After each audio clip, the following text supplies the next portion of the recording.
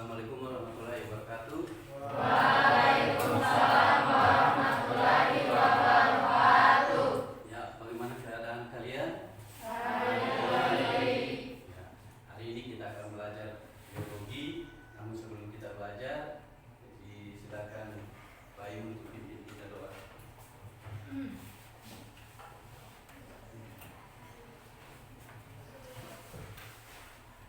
Baik, teman-teman sekalian, sebelum kita memulai pelajaran pada pagi hari ini, marilah kita berdoa bersama-sama sesuai dengan keyakinan kita masing-masing. Doa dimulai.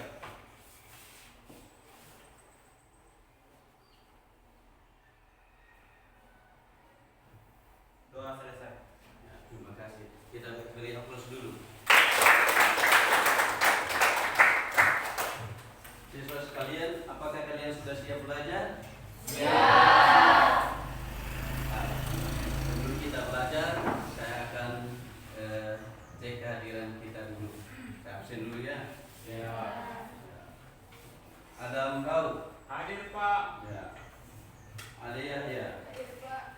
Afdal. Saya hadir. Sakit. Ya. Afira. Mungkin ada yang tahu Afdal ini sakit apa? Tidak ada kabar. Ya. Nanti kalau kita pulang sekolah kita mungkin ada teman-teman yang bisa ke rumahnya untuk cek teman kita itu ya. Kita lanjut. Aprianti. Izin. Ahmad Habib. Hadir Pak. Bagaimana keadaannya Habib? Baik. Baik. Arlin. Baik. Asifa. Disman. Pak. Fani. Bagaimana keadaannya Fani? Baik. Siap belajar toh? Ya, Ibnu. Emil. Indri. Izin. Izin kemana? Sakit. Oh, sakit kepala. Ya, Faludin. Pak, bagaimana keadaannya Faludin? Baik. Ya. Oleh Indra. Hadir Pak. Ya. Oleh Muhammad Al-Munajah. Hadir Pak. Oleh Muhammad Zulhijjah. Hadir Pak. Hadir. Muhammad Tajirun. Hadir Pak. Muhammad Rizki. Hadir. Tidak hadir lagi. Ya. Mutiara. Nur Salam. Hadir Pak. Nur Handayani. Ratna. Sri Yunita. Sukma. Bagaimana keadaannya Sukma? Baik. Ya. Titin. Umar Zahid. Pak. Hadir. Wa Ode Akifah. Wa Ode Hanamuni. Sorry. Wa Ode Marnianti. Wa Ode Rahmayani. Yusnati. Dan yang terakhir Safarida. Bagaimana keadaannya Safarida? Ya. Bagaimana keadaannya? Sudah siap belajar hari ini? Oke. Hari ini kita akan melanjutkan pelajaran kita minggu lalu. Kita masuk di topik kita hari ini adalah substansi genetika.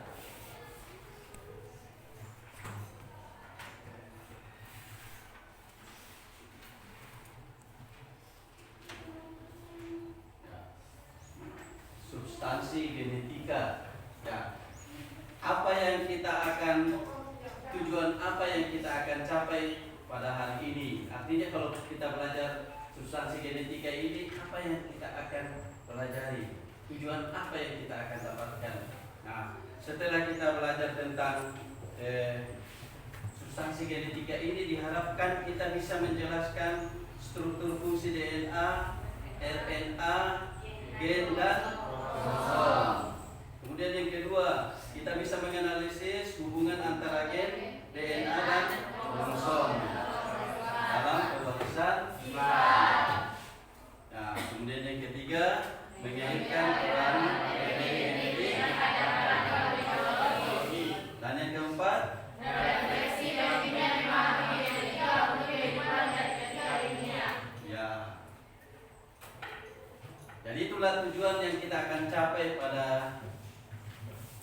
pelajaran kita pada hari ini. Namun sebelum kita masuk ke dalam pelajaran kita ini, saya mau tahu dulu sampai di mana pemahaman kalian tentang DNA atau RNA atau materi genetik ini, ya. Mengapa setiap manusia itu memiliki ciri yang berbeda-beda?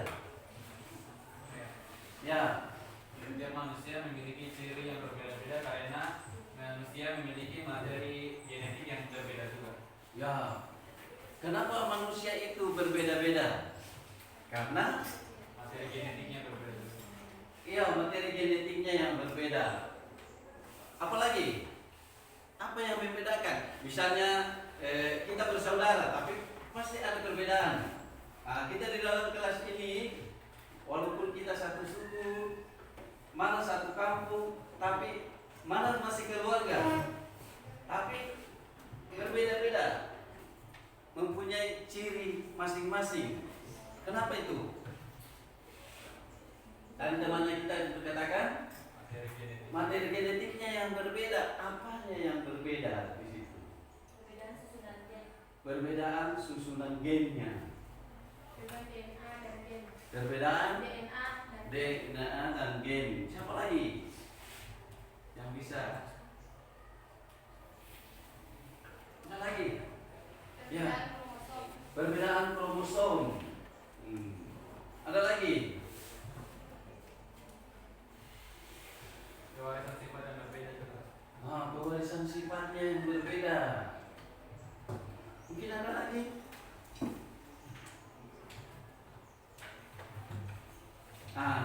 Sekarang hari ini itulah yang kita akan bahas. Kenapa sih kita berbeda-beda? Apa yang menyebabkan kita berbeda-beda? Ciri kita berbeda-beda. Walaupun kita satu keluarga atau saudara, tetapi ada perbedaan, ada yang membedakan. Entah itu rambutnya berbeda, entah itu warna kulitnya berbeda, dan seterusnya. Ya. Siswa sekalian, untuk membahas ini kita akan membuat kelompok. Ya, kita akan membuat kelompok supaya kita akan bahas ini. Nanti kita presentasikan masing-masing. Ya. Untuk mengefektifkan waktu, kita membuat kelompok, kita berhitung dulu ya. Kita kasih kesempatan dulu untuk perempuan mulai berhitung. 1. Kita membuat kelompok 6 ya, 6 kelompok. Jadi kita berhitung sampai 6. Oke, silakan. 1, 2, 3, 4. Ini sana dulu. Ya. 1, 2, 3, 4, 5, 6,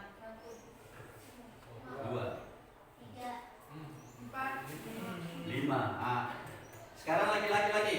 Mulai. 1, 2, 3, 4, 6, 3, 4. Ya. Sekarang siapa yang dapat nomor 1 berarti masuk di kelompok 1. Siapa yang kelompok 2 sesuai dengan nomor yang dia tulis. Ya, silakan dulu. Ya, kelompok 1 di sana, kelompok 2 di sini, kelompok 3 di sini, dan kelompok 4, 5 dan seterusnya. Silakan.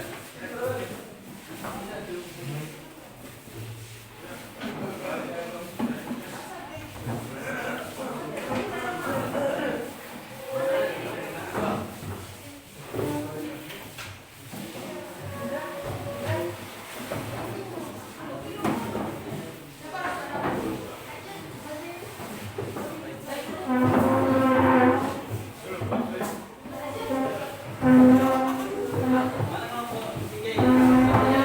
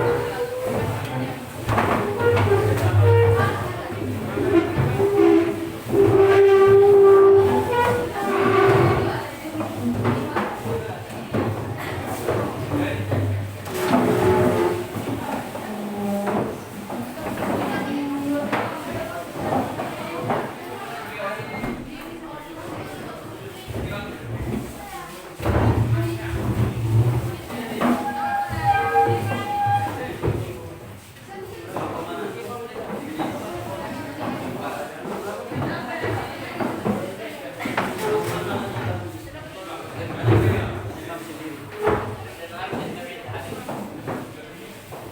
kelompok berapa ini? Kelompok dua.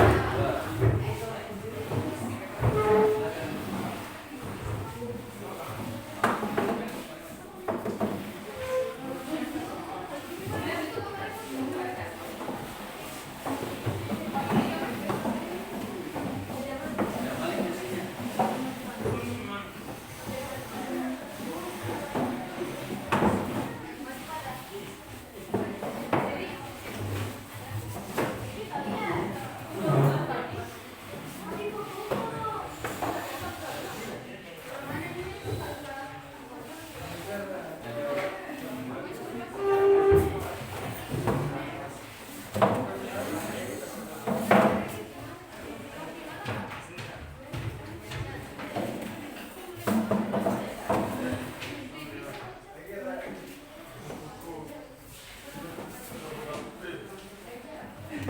Ya, kelompok satu dorong ke sini supaya dia bisa lewat sana.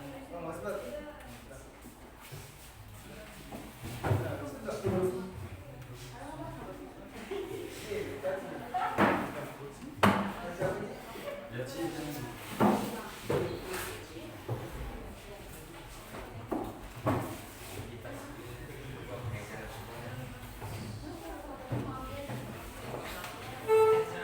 Oke, perhatikan dulu sebelum kita kerjakan atau diskusi di dalam kelompok, kita perhatikan dulu. Hari ini kan kita mau masuk di dalam materi kita, yaitu materi genetik atau substansi genetik. Apa sih substansi genetik itu? Ya, substansi genetik itu adalah substansi yang membawa informasi keturunan dari satu generasi ke generasi.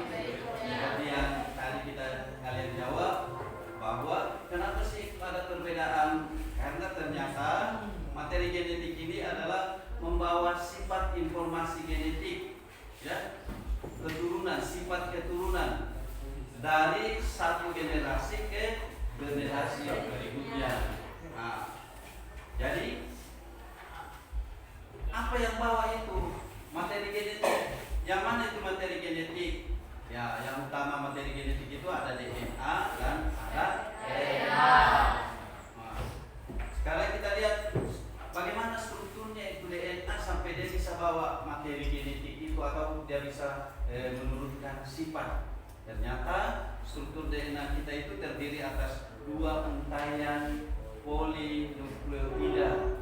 Kata poli itu artinya banyak nukleotida yang bentuknya elips, ganda. Tahu elips? Elips ganda itu. Nah, ini kita bawa ada satu materi genetik ini, contoh daripada materi genetik itu bahwa dia elips ganda. Jadi dia ganda ini dua, ya. Jadi dia panjang, kemudian dia terpilih kayak tangga elips. Makanya dia dikatakan tangga elips, ya. Jadi terdiri atas dua untaian polinukleotida. Kemudian setiap nukleotida itu tersusun atas ini. Setiap nukleotida, jadi ini satu nukleotida ini terdiri dari gugus fosfat, gugus gula atau gugus fosfat, gula, dan basa nitrogen. Nah, jadi kita ibaratkan ini yang putih ini adalah gugus gula dengan fosfat, induk tangga. Dan yang ini adalah gugus gula dengan fosfat. Gugus gula dengan fosfat, sedangkan anak tangganya ini itu adalah basa nitrogen.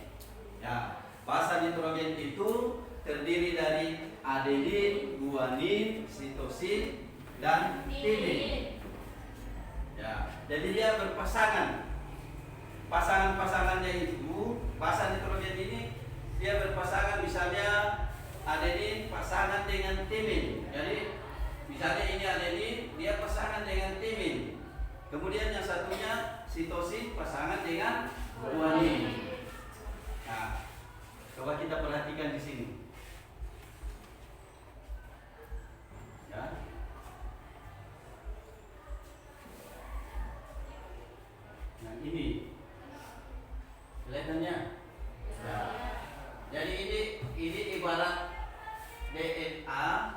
ibarat DNA yang kita sudah buat sama-sama ini adalah ibarat DNA. Nah, ini inilah yang ini kalau kita perbesar modelnya begini. Jadi yang ini terdiri dari fosfat, jadi ini fosfatnya, dan gula. Yang mana gula? Ini gula, gugus gula yang segi 5 ini. Nah, kemudian ini yang basa nitrogennya. Basa nitrogennya itu terdiri dari apa tadi? Adenin, guanin, sitosin, dan timin. Jadi ini berpasang-pasangan ini. Timin, adenin, guanin, sitosin. Jadi ini adenin, timin, guanin, sitosin. Kenapa dia berbeda sifat? Karena ini yang pasangan-pasangannya ini yang mungkin kan bersusun-susun itu. Nanti dia bersusun-susun ini. Jadi dia yang membawa sifat. Kalau berbeda susunannya, berbeda nih sifatnya. Nah, ini modelnya DNA berikutnya ini. Kalau diperbesar lagi dia begini modelnya. Lanjut ya. Jadi satu nukleotida kan ceritanya ini poli terdiri dari 2 untayan polinukleotida helix ganda. Satu nukleotida terdiri dari gugus fosfat, gula, dan basa nitrogen. Itu satu nukleotida. Jadi kalau misalnya satu di sini, satu nukleotida itu terdiri dari fosfat, gula, dan basa nitrogen. Lanjut lagi. Atau ada yang bertanya? Lanjut. Bagaimana dengan gen dan kromosom? Gen adalah segmen DNA.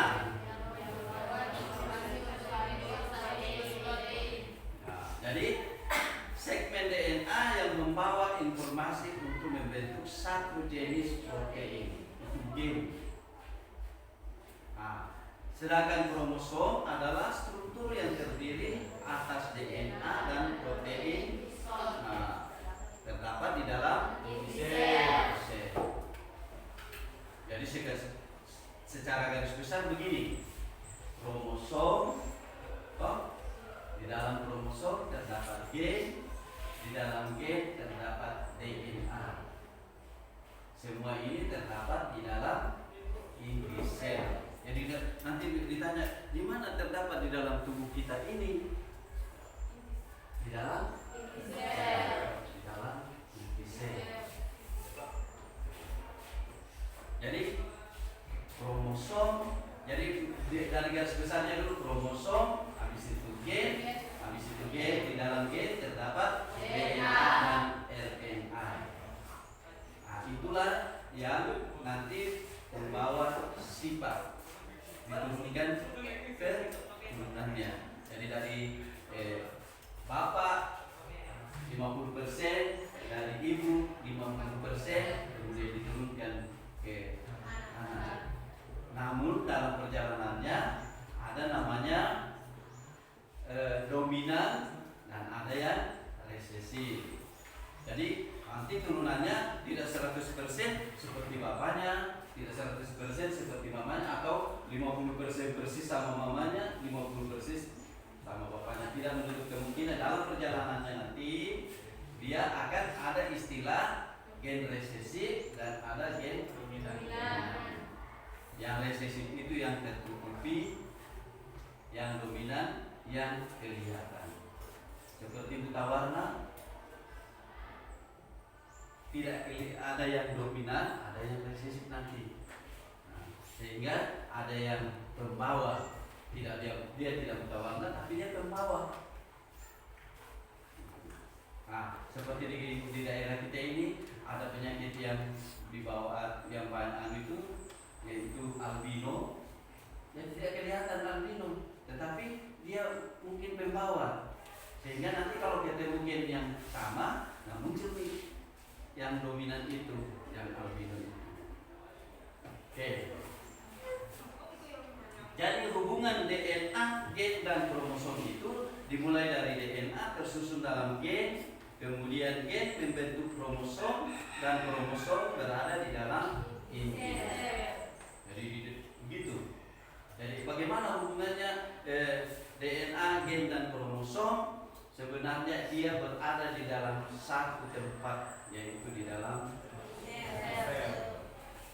Jadi kalau ditanya, di manakah terdapat itu kromosom? Di dalam inti sel. Apa isinya kromosom? Gen. Apa isinya gen? DNA dan RNA. Nah, sekarang kita kerjakan LKS-nya kita. Sekarang kita diskusi kelompok masing-masing. Silakan lanjut. Mana kalian punya? Ya, ambil bayarnya. Nah, nanti dibaca-baca begini kan nanti kamu presentasikan. Nah, siapa yang namanya? Siapa yang nanti tiba di sana nanti jadi supaya kerja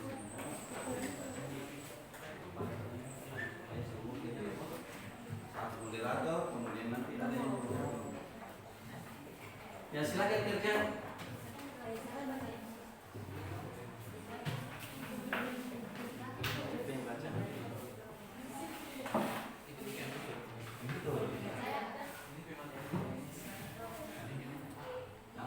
Nanti kita pilih siapa yang kelompok naik supaya adil toh.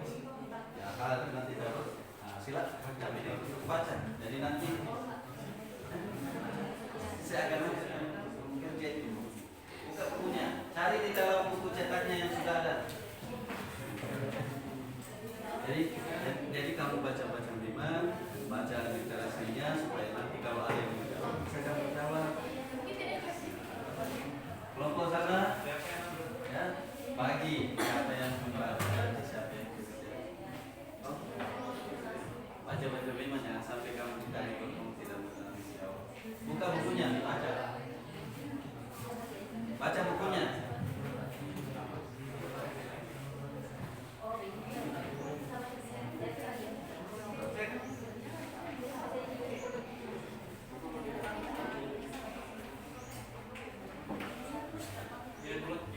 Ada yang siap untuk kamu toh, ada yang siap untuk menjawab, ada yang siap untuk berapa? Ada yang B, apa lagi?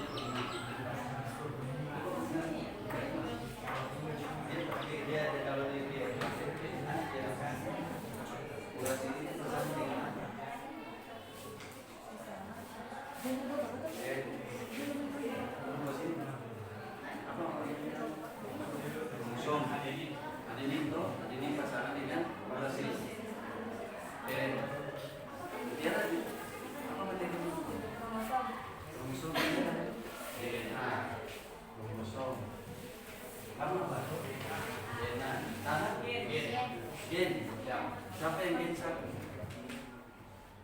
Jadi nanti kita tampil satu-satu. Ada yang DNA, ada yang kromosom, ada yang gen.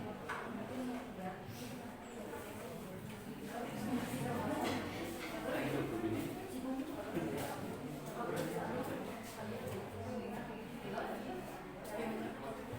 Yuk reload nanti.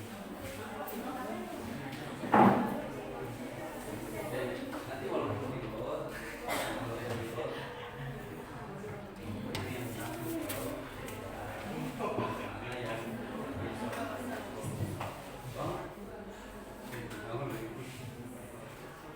nanti kamu yang bertanya, toh kalian apa DNA? Gen, mana lagi gen? Nanti ini siapa yang tampil ini atau sana? Sana saja. Ya.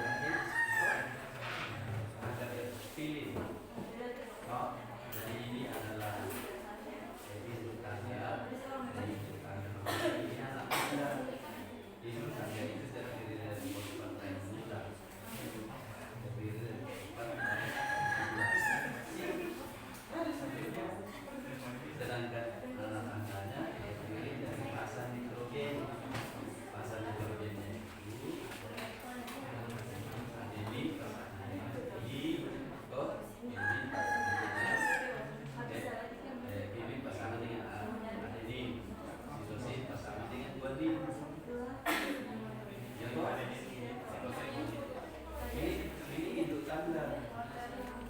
Nah, induk tangga itu terdiri dari gugus tugas dan protein. Dan satu nukleotida itu terdiri dari fosfat, gula dan bahan hidrogen. Satu itu. Kalau ini namanya poli, banyak.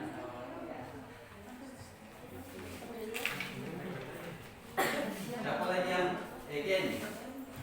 Nah, itu bisa membahas itu. Gen, siapa yang gen? Siapa yang kromosom? Apalagi satu? DNA. Siapa yang DNA? Oh, ini yang DNA. Asing.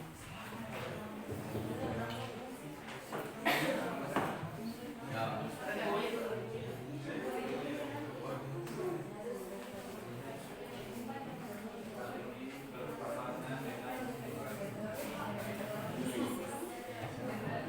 Model satu.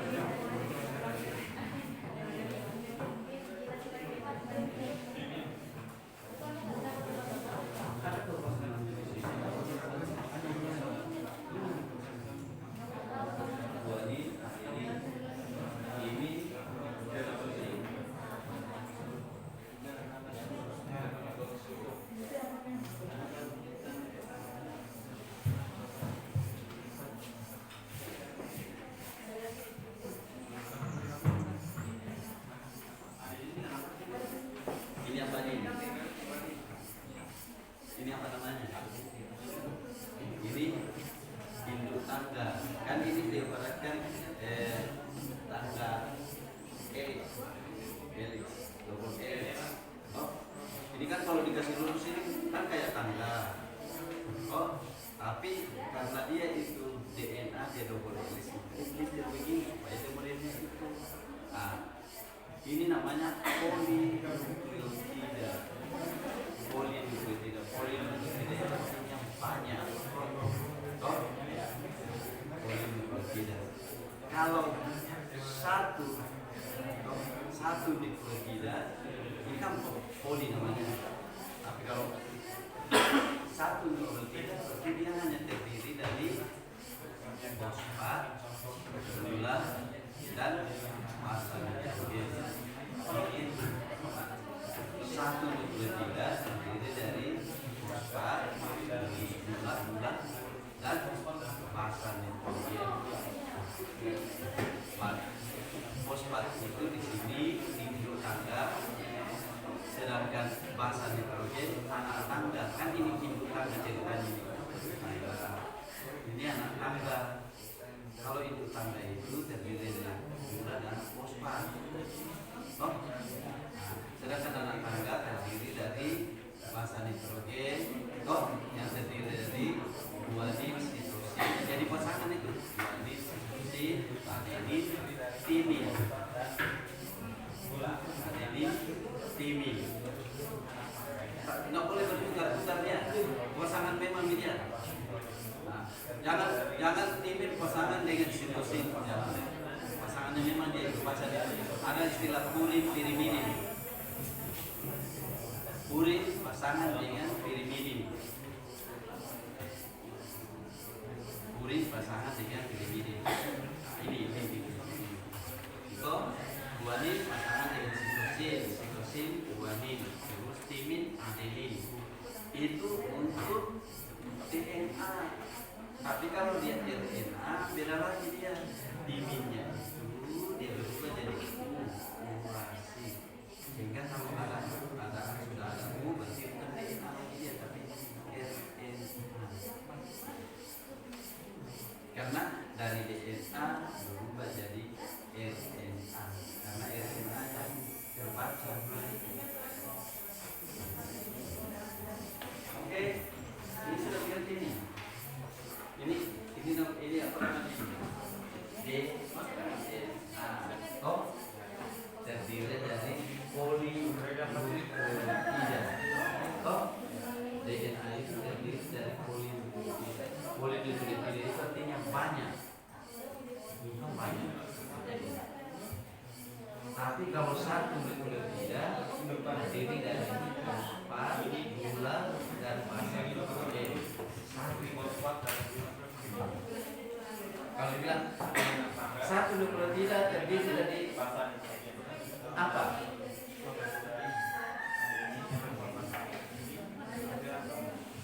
Dan ini kan polinukleotida, banyak dia. Tapi kalau satu nukleotida terdiri dari apa dia? Nah, fosfat, gula, gugus gula dengan basa nitrogen. Yang mana itu basa nitrogen? Tidak. Basa nitrogen itu ini terdiri dari guanin pasangan dengan sitosin, guanin pasangan dengan sitosin,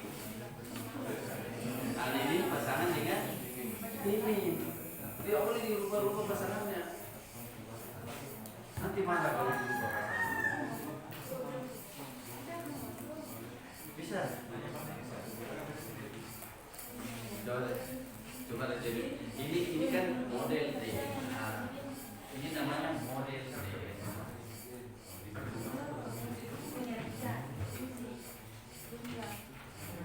Ini kan model DNA. Ini model DNA. Ini. Jadi satu nukleotida terdiri dari fosfat yang bundar-bundar ini fosfat. Tapi ini kan tidak bisa fosfat ini. Tidak bisa kelihatan bundar-bundar. Ini adalah bundar-bundar ini. Jadi ini terdiri dari anak induk tangga dan anak tangga. Kalau induk tangga itu terdiri dari fosfat dan gula. Ini yang gula. Jadi fosfat, gula, fosfat. Kemudian anak tangganya itu basa nitrogen. Basa nitrogen ini dua ini sitosin. Dua ini pasangan dengan sitosin, dua ini adenin.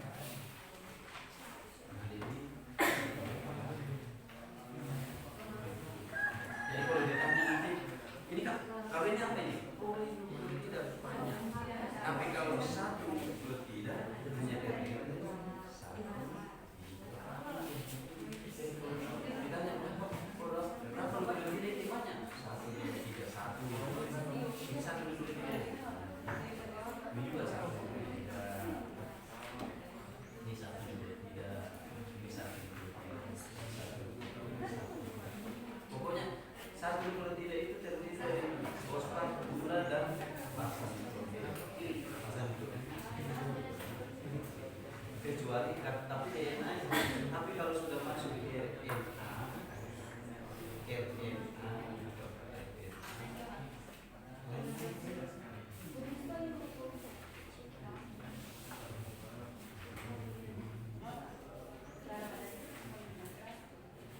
masuk di RNA lain lagi dia kalau di kalau RNA ininya itu berubah jadi tidak ada bidang ini dia. Jadi adenin akurasi sitosin tetap buat pasangannya, tapi timinnya itu berubah menjadi akurasi.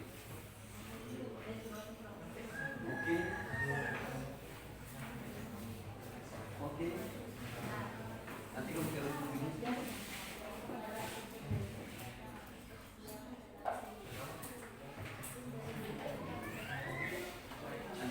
nanti kita ya.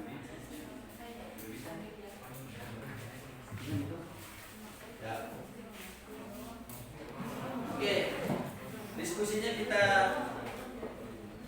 selesai. Kita akan presentasikan masing-masing. Siapa yang duluan kita cabut lot. Jadi siapa yang dapat nomor 1 tampil nomor 1, siapa yang dapat nomor 1 berarti dia yang tampil nomor 1.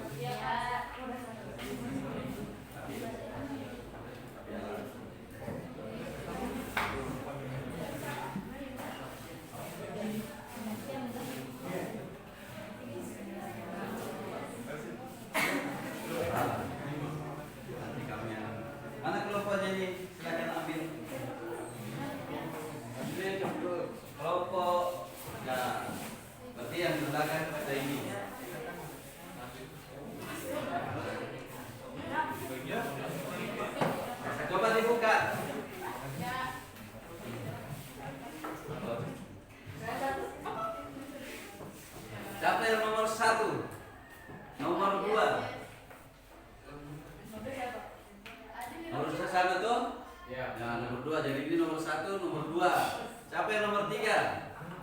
Yakin.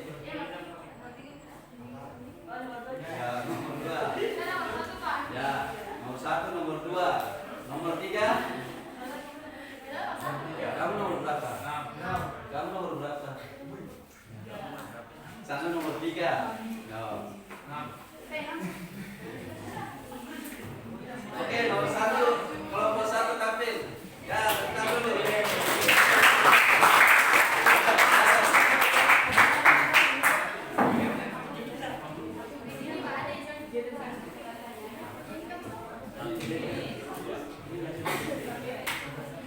Di sini. Itu ada kelas.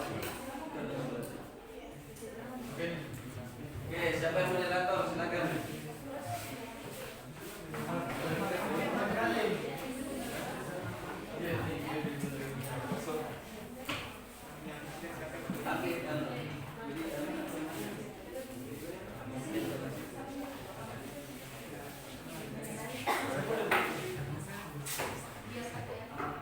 Di atasnya saja. Ya.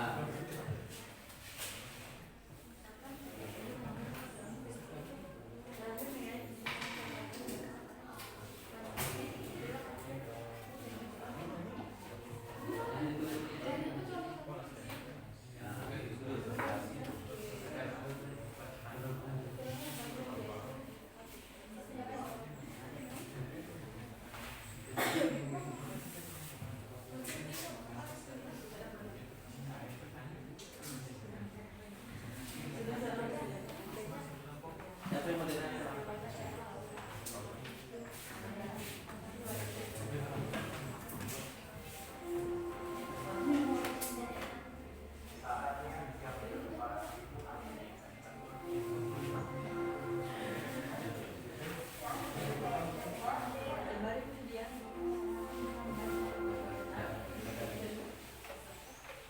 Baik, assalamualaikum warahmatullahi wabarakatuh.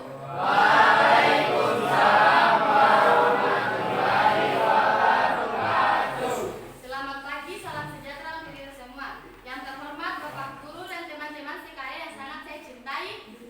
Pertama-tama, tak lupa kita panjatkan puji syukur atas kehadiran Tuhan yang Maha Kuasa, karena atas berkat rahmat dan karunia-Nya sehingga kita bisa berada di kelas ini dalam keadaan sehat walafiat. Kami dari kelompok 3 akan mempresentasikan kami dari kelompok 1 akan mempresentasikan hasil kerja kami, yaitu tentang DNA. Sebelumnya izinkan saya memperkenalkan anggota kelompok kami, yaitu saya sendiri Ashifa sebagai moderator, Saya Nur Salam. saya Wade Rahmayani, Saya Ladinas Budi. saya Ade Yahya. Saya Ahmad Kabir. Oke, tepuk tangan. Baik, untuk mempersingkat waktu, langsung saja kita mulai presentasi hari ini. Yang pertama yang akan dibacakan oleh Wade Rahmayani. 1. Pengertian DNA. DNA merupakan materi genetik yang diwarisi oleh organisme dari induknya. Suatu molekul DNA sangat panjang dan umumnya terdiri atas ratusan bahkan ribuan gen. DNA membawa gen yang merupakan serangkaian perisam yang dibentuk oleh urutan fase dalam molekul DNA. Gen-gen pada DNA mengatur produksi berbagai bahan kimia penting yang disebut protein. Di antara protein paling penting adalah enzim. Oleh karena itu, ilmu tentang DNA berhubungan erat dengan ilmu enzim.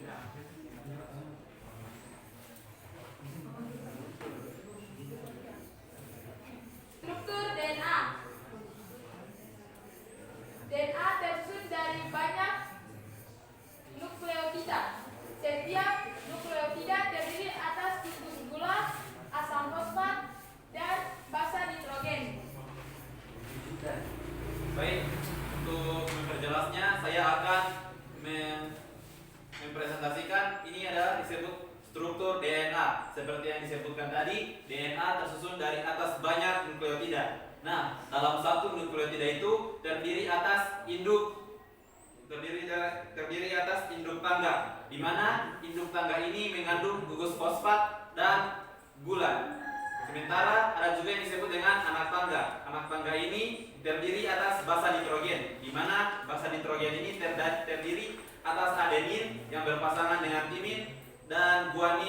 berpasangan dengan sitosin. Oke, tepuk tangan dulu.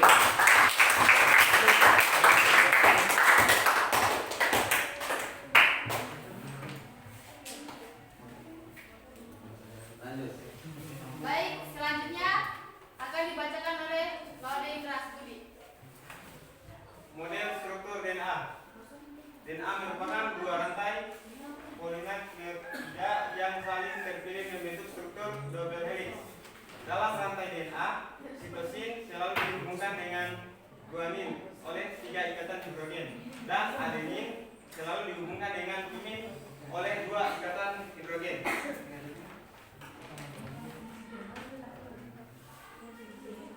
4. Pembentukan DNA. Basa nitrogen membentuk rangkaian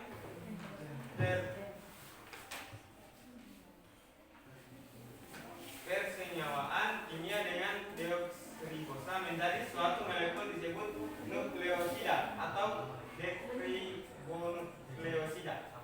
Nukleosida berperan sebagai prekursor elementer untuk sintesis DNA. Nukleosida bergabung dengan gugus fosfat membentuk suatu nukleotida atau deoksiribonukleotida. Beberapa nukleotida akan bergabung membentuk suatu molekul DNA. Ya, tepuk tangan dulu.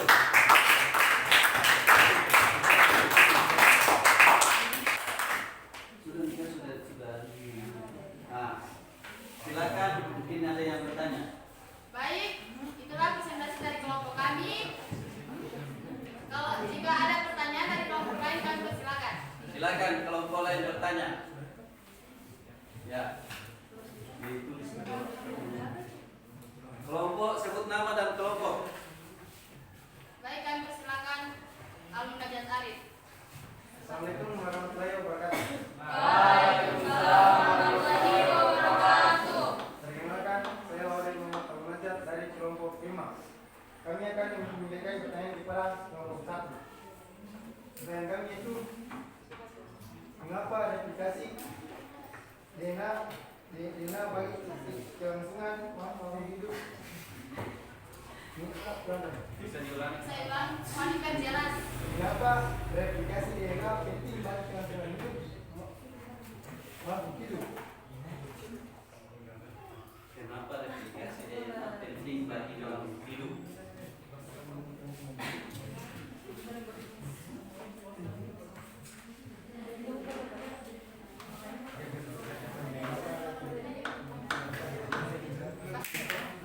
Ya. Baik, pertanyaan tersebut kami akan kumpulkan. Kasih 3 pertanyaan baru jawab toh? Ya. Berikutnya kami memberikan kesempatan untuk bertanya kepada Adam Prabrasit. Assalamualaikum warahmatullahi wabarakatuh. Waalaikumsalam warahmatullahi wabarakatuh. Terima kasih atas kesempatan yang diberikan kepada saya dari tema tujuan saya. Adapun pertanyaan saya dari kelompok 4, bagaimana proses verifikasi DNA terjadi? Nah, bagaimana replikasi DNA terjadi? Mungkin itu saja dari saya. Mohon maaf bila ada kurangnya. Assalamualaikum warahmatullahi wabarakatuh.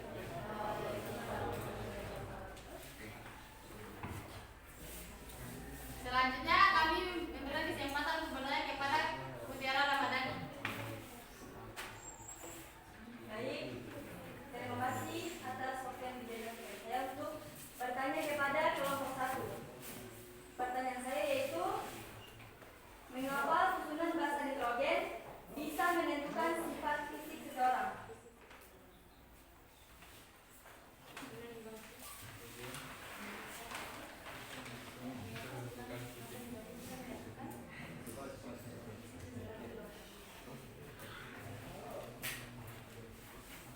Susunan DNA bisa gitu. Mengapa susunan basa nitrogen bisa Oh, susunan menentukan fisik DNA basa nitrogen susunan basa nitrogen bisa menyusun dia. bukan sifat fisik. Oh. Susunan basa nitrogen ini. Baik, terima kasih atas pertanyaan yang diberikan kepada kelompok kami. Dan berikut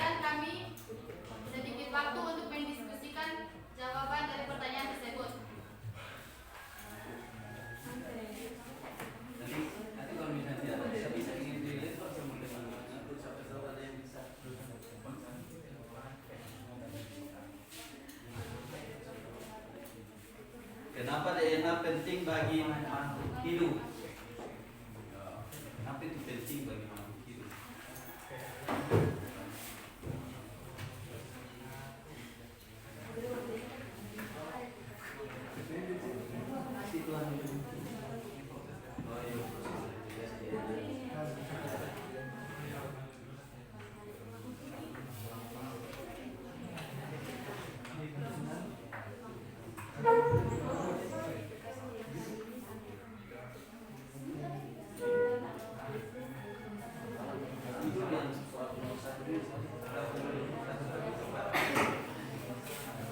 Oke.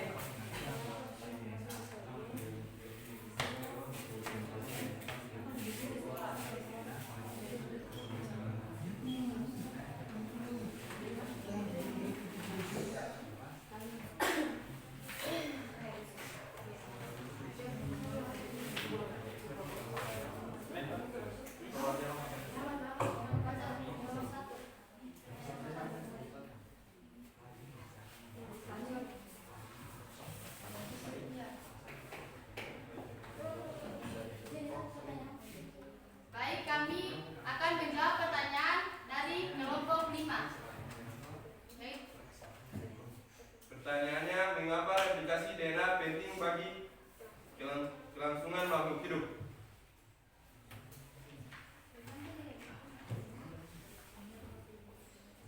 Replikasi DNA penting bagi kelangsungan makhluk hidup karena proses ini memastikan bahwa setiap sel baru yang terbentuk memiliki salinan DNA yang sama dengan sel induknya.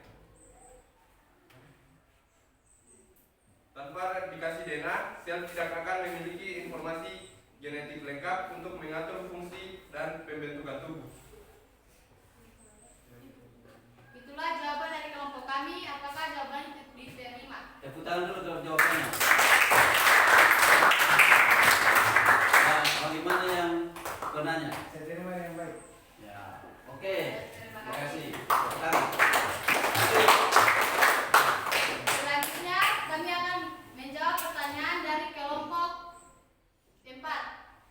Pertanyaannya yaitu bagaimana proses replikasi DNA terjadi? Proses replikasi dari DNA terjadi melalui beberapa tahap. Tahapan tersebut yaitu molekul DNA terlepas menghasilkan 2 untai DNA. Nukleotida baru diletakkan ke kedua untaian DNA oleh enzim polimerase DNA. Selanjutnya akan terbentuk molekul DNA yang identik. Baik, itulah jawaban dari kelompok kami. Apa kelompok 4 menerima jawaban tersebut? Tepuk tangan dulu jawabannya. Dari kelompok 4 menerima yang baik. Baik, terima Oke. kasih. Berikutnya kami akan menjawab pertanyaan dari kelompok 6. Soalnya yaitu mengapa susunan basa nitrogen bisa menentukan sifat seseorang. Susunan basa nitrogen, adenin, timin, guanin, dan sitosin pada DNA menentukan urutan gen, dan setiap gen berfungsi menyusun protein tertentu di tubuh. Protein inilah yang menentukan sifat fisik dan biologi seseorang, seperti warna mata, jenis rambut, golongan darah, hingga kemampuan metabolisme. Tepuk tangan. Jawaban dari kelompok 5, apa kelompok 6 menerima? Jawabannya terbaik dan kami terima. Ya. Baik, terima kasih. Itulah presentasi dari kami. Lebih dan kurangnya mohon dimaafkan. Akhir kata, assalamualaikum warahmatullahi wabarakatuh. Ya, terima kasih.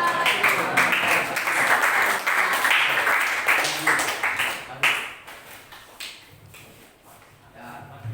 Silakan kelompok 2, kelompok 6.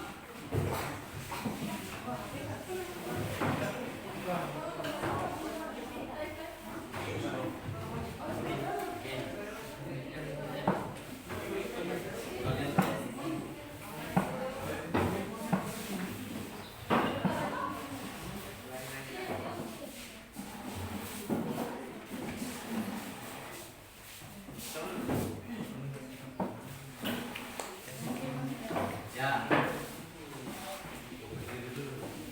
Kita kasih aplaus dulu untuk kelompok 6.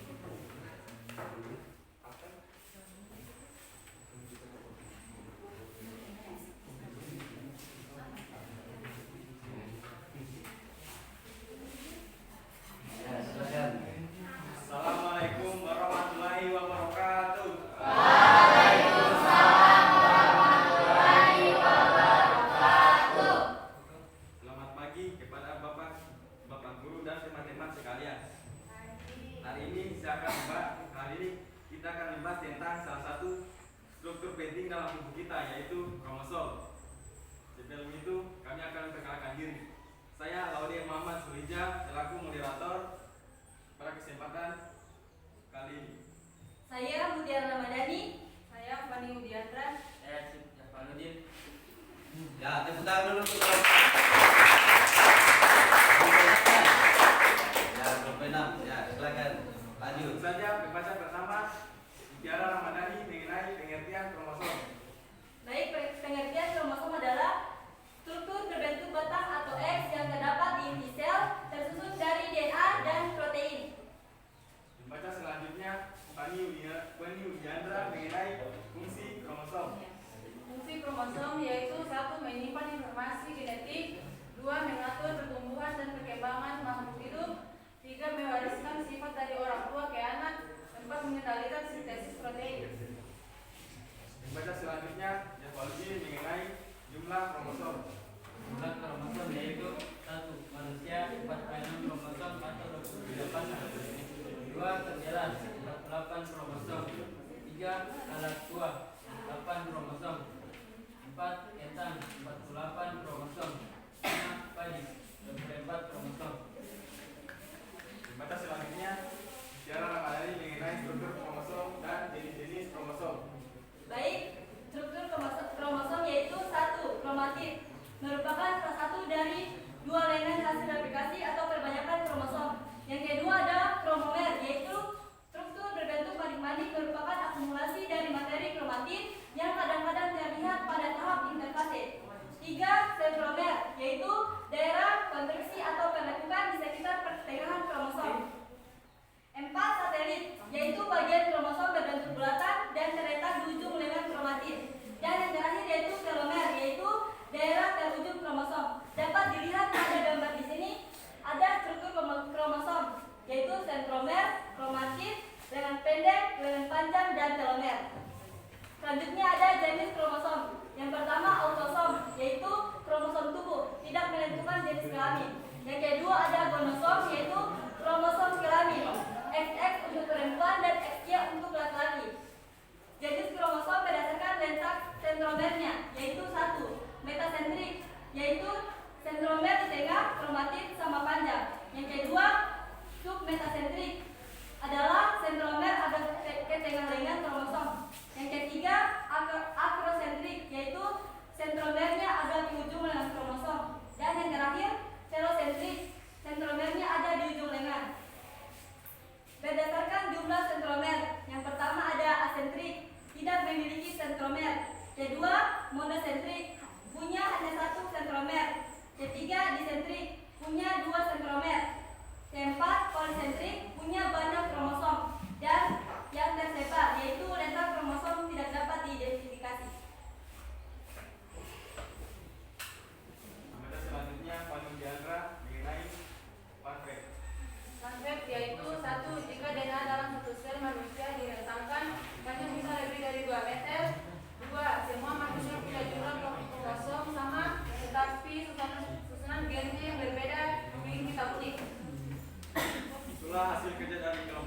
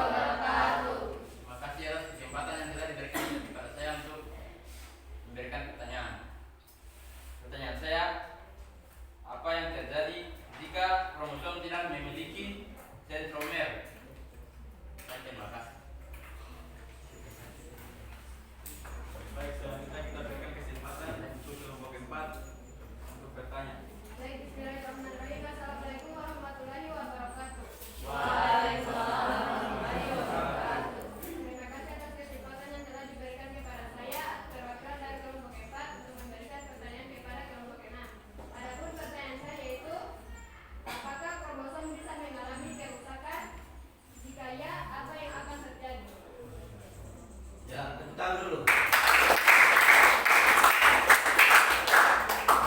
Selanjutnya kita Berapa pertanyaan? Dijawab dulu. baik, kita akan menjawab pertanyaan dari kelompok 2 yang akan dibacakan oleh Mutiara Ramadhani.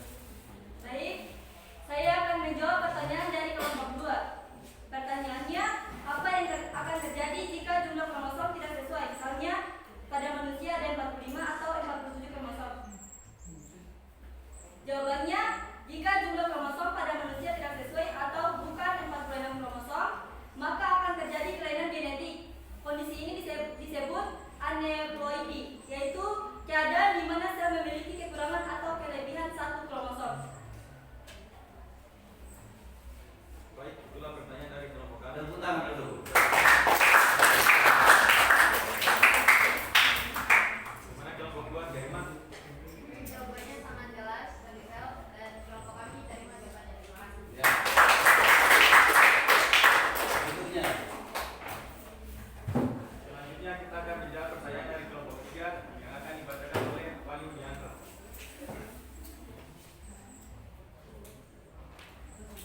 Pertanyaannya yaitu adalah apa yang terjadi jika kromosom tidak memiliki sentromer? Jawabannya adalah jika kromosom tidak memiliki sentromer, maka akan terjadi gangguan serius saat pembelahan sel. Sentromer adalah bagian penting yang berfungsi sebagai titik peletakan benang spindel saat sel membelah. Tanpa sentromer, sel tidak dapat memisahkan kromosom dengan benar. Baik, jawabannya kami terima. Ya, tepuk tangan.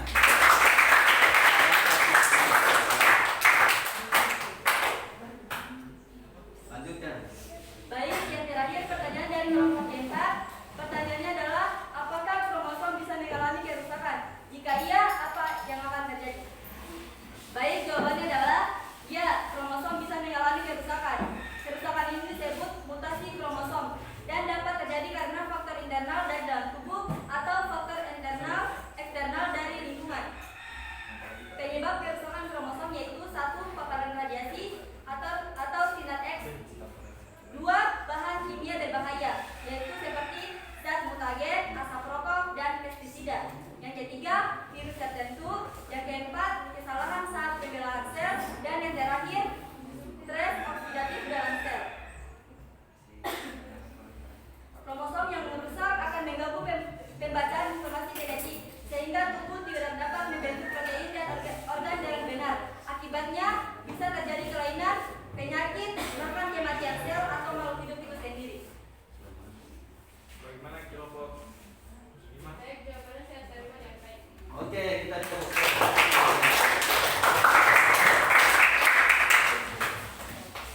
Sekian presentasi dari kelompok kami. Cukup sekian dan terima kasih. Bagaimana, diterima semua? Ya. Nah, kita kasih aplaus kelompok.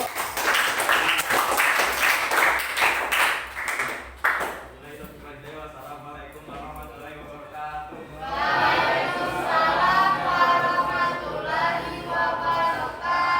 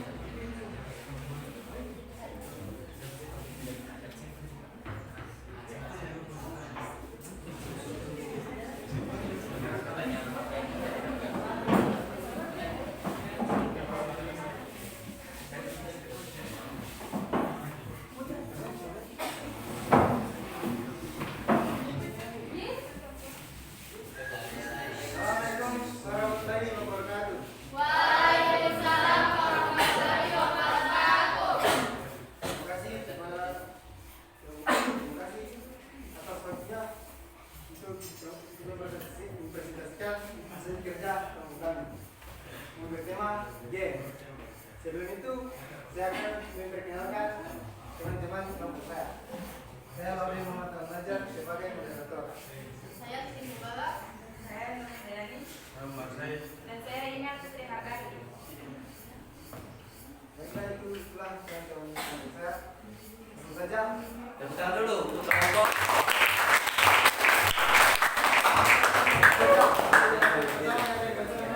Nomor saya yaitu pengertian gen. Ya. Untuk pengertian gen. Gen pertama kali dikenalkan oleh William Jansen dari 1909. Gen adalah satuan hewan yang ada pada makhluk hidup, khususnya dari DNA. Gen sering disebut sebagai teknik kehidupan atau resis biologis karena mengandung instruksi untuk membentuk protein yang akan mengaruhi sifat-sifat makhluk hidup. Dua, ekspresi gen. Gen tidak selalu menyala. Ada mekanisme kapan gen aktif atau diam. Biasanya melalui batas utama A. Transmutasi gen di DNA saling menjadi mRNA. Transisi mRNA batas ribosom untuk menghasilkan protein. Baiklah, mungkin itulah yang disampaikan oleh saya. Fungsi gen: 1. Mengendalikan sifat organisme. 2. Mewariskan sifat dari orang tua ke anak. 3. Mengarahkan sintesis protein. 4. Membawa informasi genetik. Letak gen. Gen tidak berada terpisah, tapi tersusun dalam hierarki. 1 sel atau unit dasar kehidupan.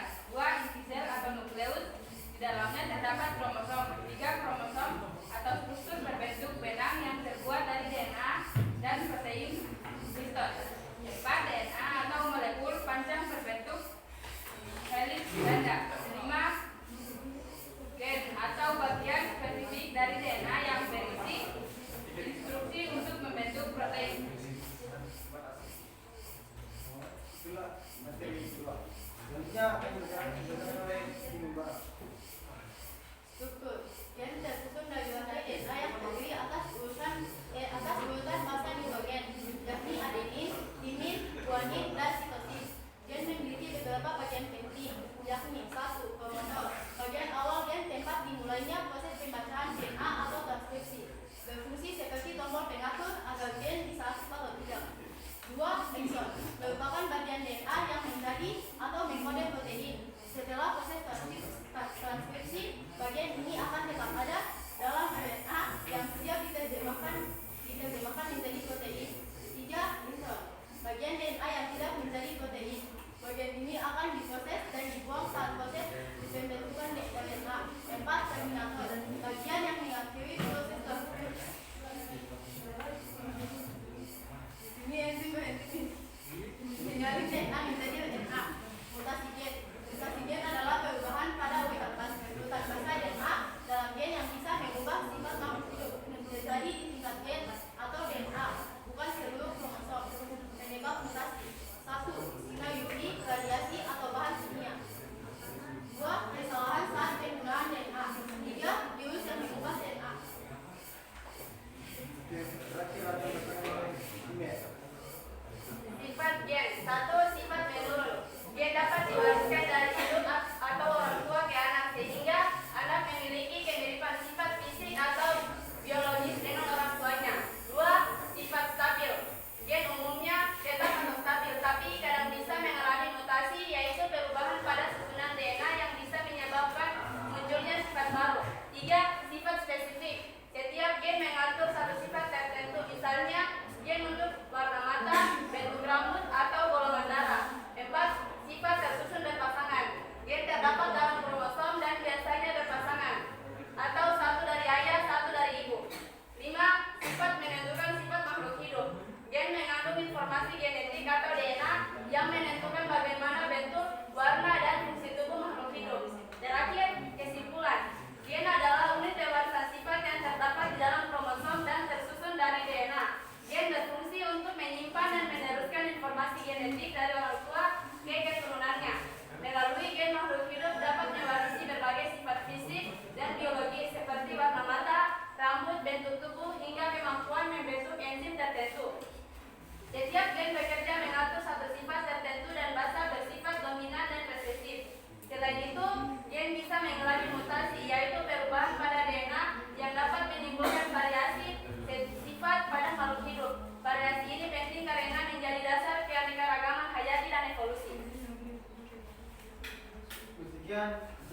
kerja kembali jika biasanya Saya.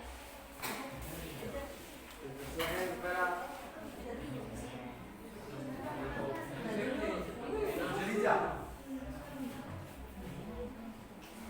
Baik, saya Lawi Muhammad Zulija dari kelompok 6 ingin bertanya kepada kelompok 5. Pertanyaannya, bagaimana cara gen diekspresikan menjadi protein dalam tubuh? Pelan-pelan.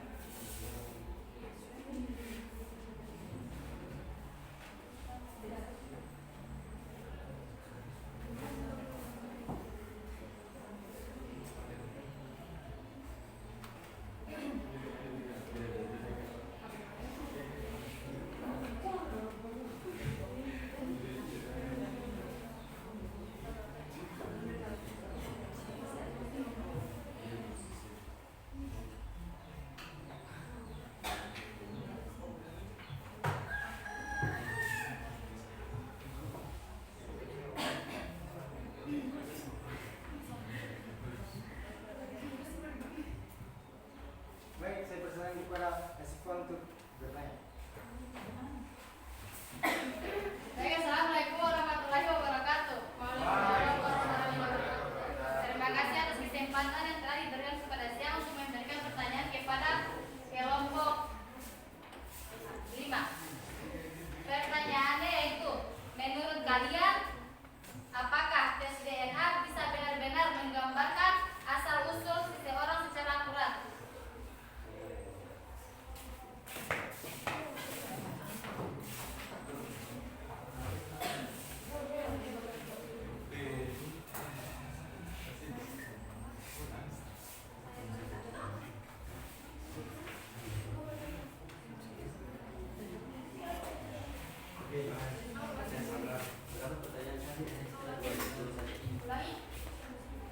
Menurut kalian, apakah tes DNA bisa benar-benar menggambarkan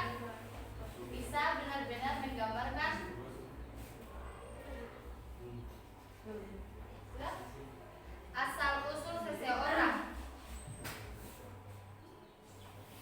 secara akurat?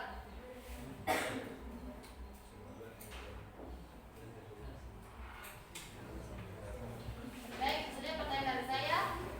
Terima kasih. Assalamualaikum warahmatullahi wabarakatuh.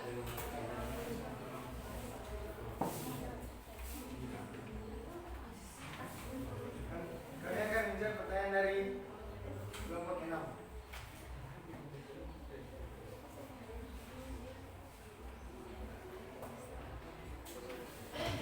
Baik, saya akan menjawab pertanyaan dari kelompok 6. Pertanyaannya, bagaimana cara gen diekspresikan dalam tubuh? Gen diekspresikan dalam tubuh melalui 2 proses utama, yaitu transkripsi dan translasi. Transkripsi yaitu informasi dari DNA disalin menjadi mRNA di dalam inti sel. 2. Translasi, mRNA dibawa ke ribosom lalu diterjemahkan menjadi protein yang sesuai urutan kode genetik. Protein yang dihasilkan inilah yang menentukan sifat dan fungsi tubuh seperti warna kulit, bentuk rambut, atau enzim dalam metabolisme. Oke,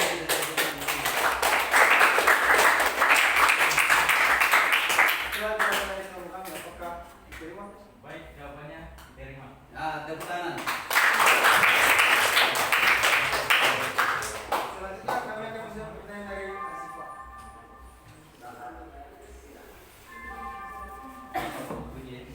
Saya akan menjawab pertanyaan dari kelompok 1.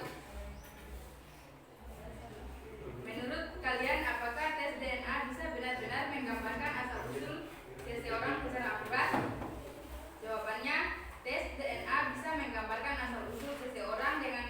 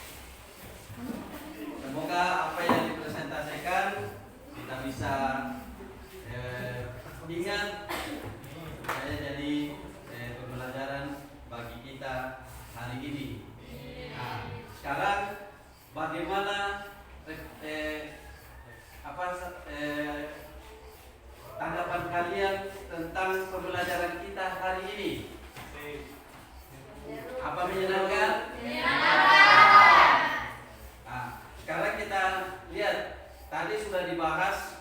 Sekarang kita simpulkan pembahasan kita tadi. Teman-teman di dalam kelompok sudah membahas tentang DNA dan sebagainya. Nah, sekarang kita simpulkan bahwa ini adalah model DNA-nya kita. Di dalam tubuh kita itu, di dalam sel ada DNA yang menurunkan sifat. Jadi ini gambaran model DNA. Ini adalah polinukleotida. Jadi kenapa dikatakan polinukleotida? Karena ada beberapa macam nukleotida di sini. Nah, satu nukleotida ini, jadi ini induk tangganya sebagai gula dan fosfat, sedangkan anak tangganya tadi apanya? Massa nitrogennya. Ini polinukleotida karena banyak nukleotida. Satu nukleotida terdiri dari apa? Fosfat, gula, dan massa. Ya, ada fosfat, ada gula, dan basa nitrogen. Yang mana itu basa nitrogen? Adenin pasangan dengan guanin pasangan dengan siklin. Tapi itu untuk DNA. Apa bedanya dengan RNA? RNA kalau adenin berpasangan dengan urasil. Ya, jadi kalau sudah masuk di dalam RNA, timin sudah berubah jadi urasil. Jadi itu yang membedakan antara DNA dan RNA. Oke. Sekarang sebelum kita akhir pelajaran kita kalian tulis soal untuk mengetahui apakah kalian mengerti di dalam pelajaran kita hari ini. Ya. Silakan ditulis soalnya.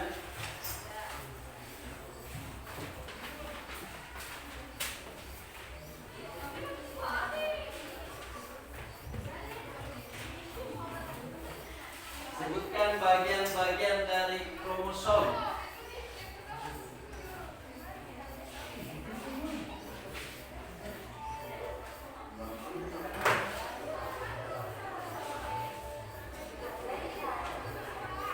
Yang kedua, tuliskan bagian dari satu nukleotida.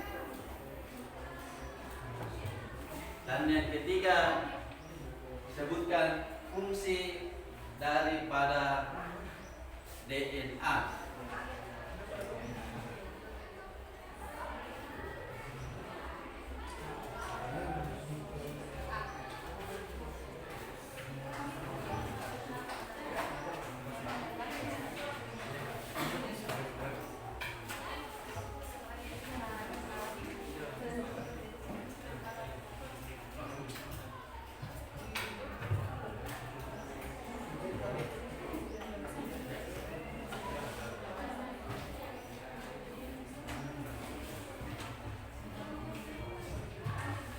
Oke, nanti kita kelasnya yang kumpulan. Ya, Pak. Hari ini kita sudah selesai membahas tentang materi genetik. Nanti di rumah dibaca pula itu kita punya materi hari ini, ya. Untuk supaya kita bisa lanjut nanti di substansi genetik berikutnya, pola-pola hereditas selanjutnya. Ya, demikianlah pelajaran kita hari ini. Terima kasih atas perhatian kalian. Sampai jumpa di pelajaran berikutnya. Assalamualaikum warahmatullahi wabarakatuh. Waalaikumsalam.